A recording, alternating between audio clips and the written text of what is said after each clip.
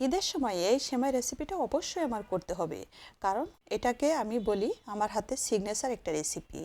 আর এই রেসিপিটা যদি আপনারা করে আপনার ফ্যামিলিকে খাওয়ান, সবাই খেয়ে তো একদম মুগ্ধ হয়ে যাবে, মনটা ভালো হয়ে যায়।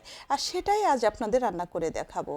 আপনারা অবশ্যই ঈদে এই সেমাইটা রান্না করবেন, সবাই খেয়ে মুগ্ধ হয়ে যাবে। চলুন তাহলে দেখা যাক। সুপ্রিয় দর্শক, আসসালামু আলাইকুম, সবাইকে ওয়েলকাম। এখানে আমি 1 প্যাকেট এই যে চিকন লম্বা সেমাইটা নিয়েছি।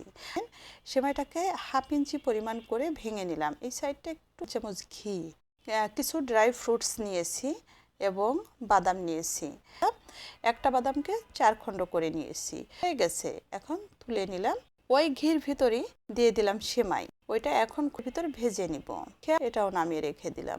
এখানে আমি 1.5 লিটার দুধ নিয়েছি। পরবর্তীতে আরও হাফ লিটার দুধ আমি ব্যবহার করব স্টেপে স্টেপে। আর দেখো, ভালো করে জাল করে যখন বেশ খানিকটা ঘন হয়ে আসছে, অ্যাড করে দিলাম সেমাই। সেমাইটা দিয়ে নাড়াচাড়া দিয়ে যখন সিদ্ধ হয়ে আসছে, অ্যাড করে দিলাম হাফ কাপ গুঁড়া দুধ। এই পর্যায়ে যদি আপনি সেমাইটা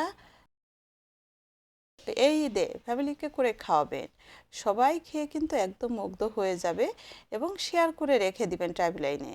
যারা নতুন আমার পেজটা ফলো করবেন এবং একটা লাইক এবং কমেন্টস করতে ভুলবেন না। সবাই ভালো, আল্লাহ হাফেজ।